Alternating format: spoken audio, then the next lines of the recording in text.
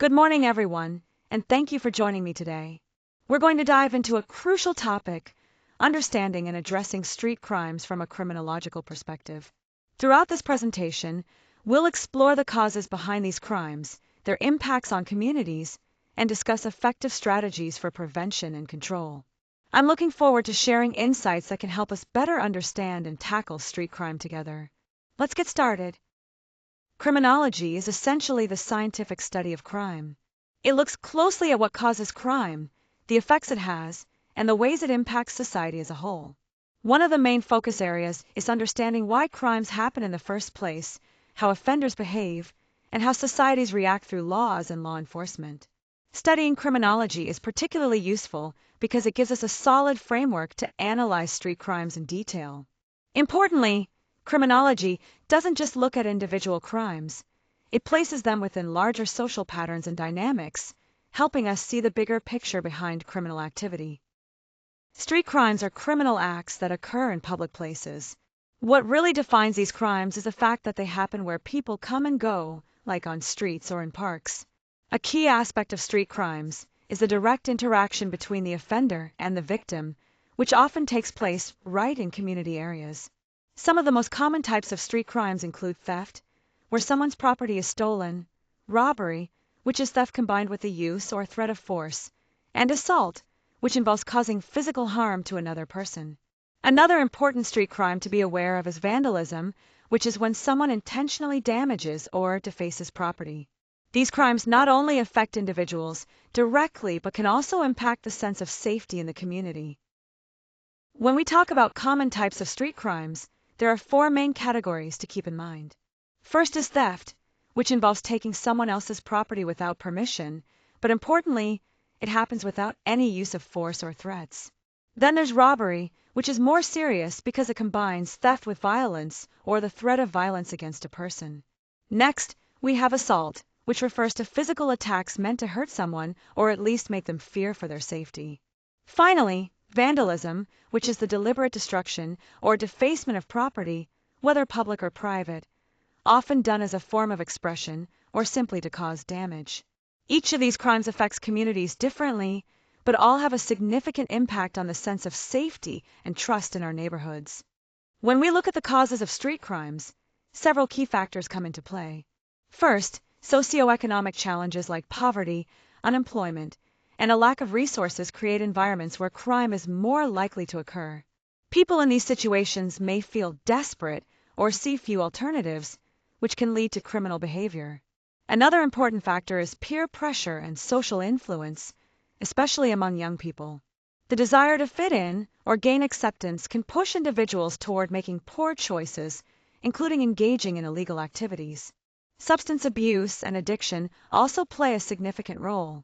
When someone is struggling with addiction, their judgment is impaired, which can increase the likelihood of involvement in crime, either to support their habit or as a result of impaired decision-making.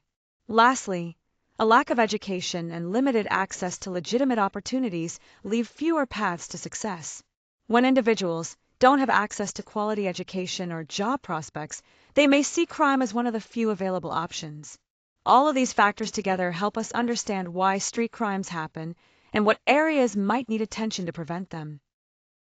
When street crimes occur, the effects ripple far beyond just the immediate victims.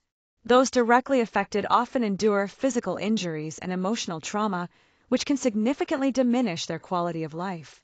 Businesses also feel the impact, facing economic losses due to theft and property damage. This often results in higher costs passed on to consumers and increased financial burdens on taxpayers.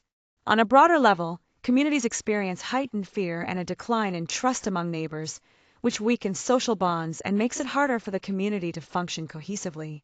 Law enforcement and the justice system also come under pressure, dealing with increased workloads that stretch public resources thin.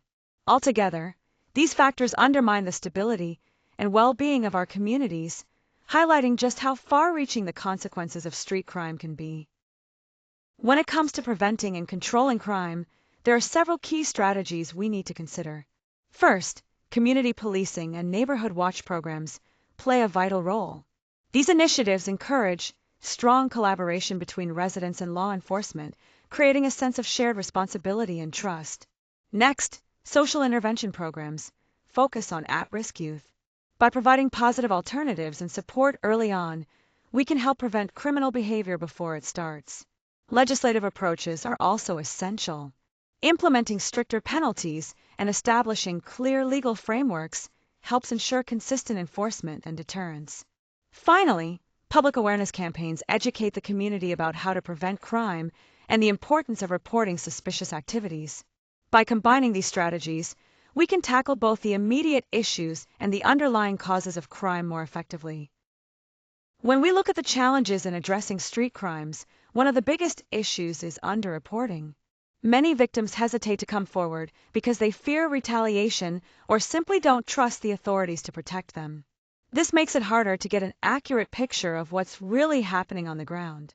Another significant challenge is resource limitations. Law enforcement agencies frequently struggle with tight budgets and not enough personnel, which limits their ability to patrol neighborhoods effectively and conduct thorough investigations. The causes of crime themselves are complex and deeply rooted in social issues. These problems can't be solved overnight. They require sustained, long-term efforts across multiple sectors to truly make a difference. At the same time, police and other officials must find a delicate balance between enforcing laws and maintaining positive relationships with the community.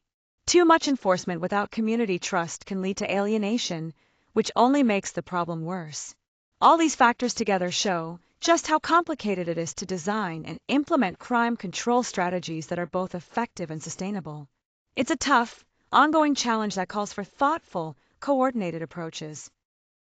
To wrap up, it's important to recognize that understanding street crimes through the lens of criminology helps us uncover their root causes, the impact they have on communities, and the challenges involved in preventing them.